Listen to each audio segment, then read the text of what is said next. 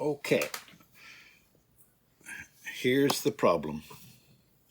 This is the 5-way switch for the Loudon, one I call Loudon Guitar.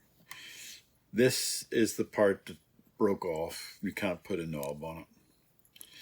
But you can't, here's the other part of it which goes on the back. But they don't sell these anymore, right? They sell equivalent switches which are slightly different wired, but that doesn't matter.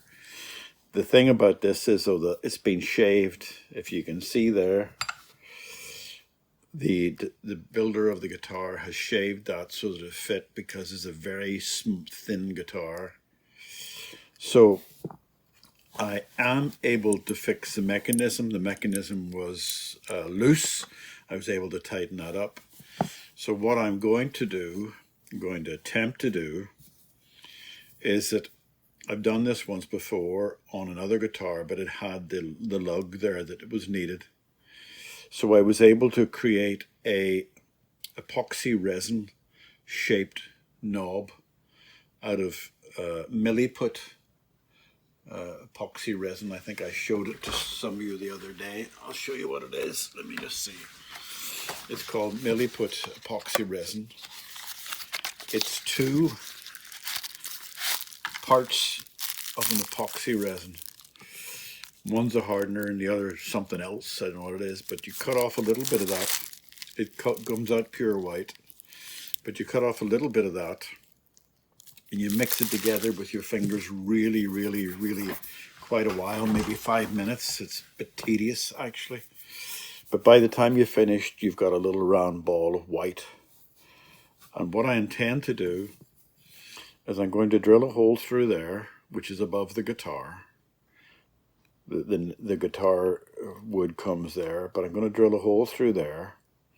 I'm going to put a piece of wire through the hole and bring it up and twist it round, and then cut it short about there, but leave the 2 ends of the wire. Let me use a bit of soldering.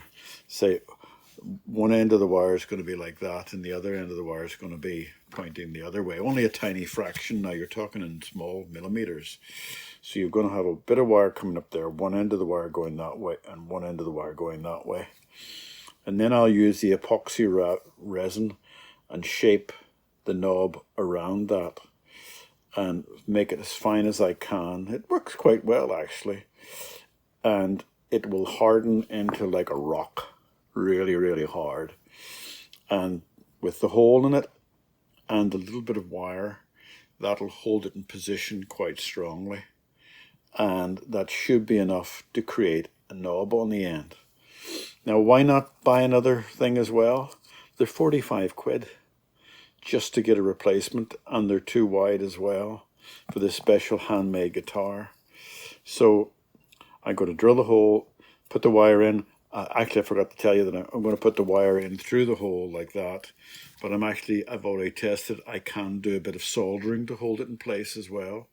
So hopefully that'll all go beautifully. And when you see me next, I won't take you through drilling the hole. You've seen a hole drill before. I might show you a still of the wire.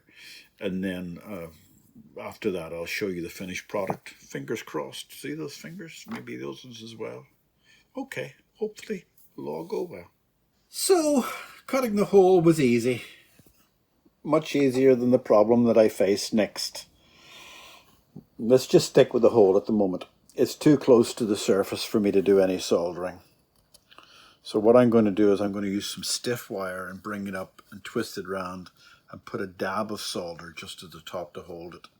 I'll show you that later, but that's not the main problem. Well, problem, I shouldn't say problem, issue. I've put the switch back in.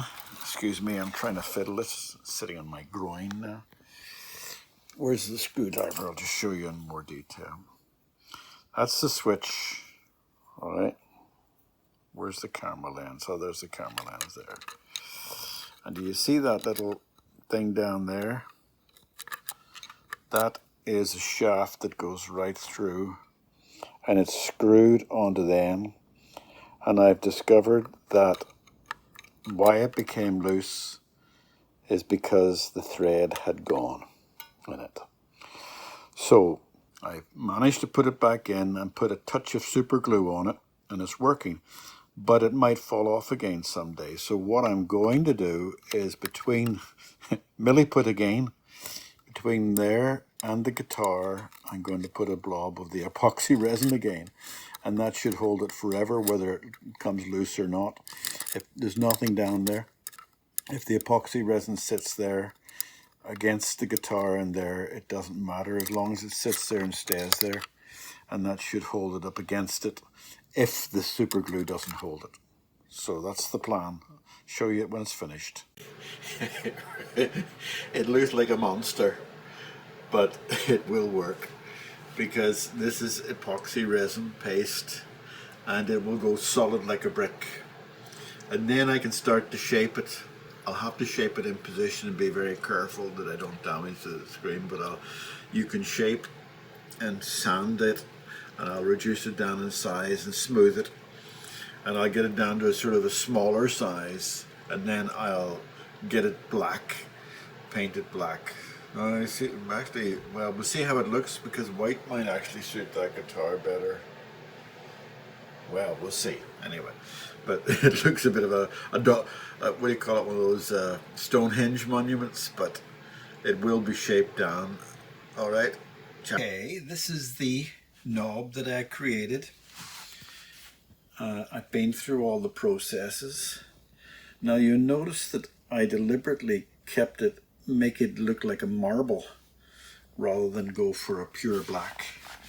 It's a little bit bigger than a normal knob, but that marble effect gives it something special for a handmade guitar. Let me just go around this again, let you see it from this side. Now, it's had one coat of gloss on it, and it'll have another coat of gloss before we're finished.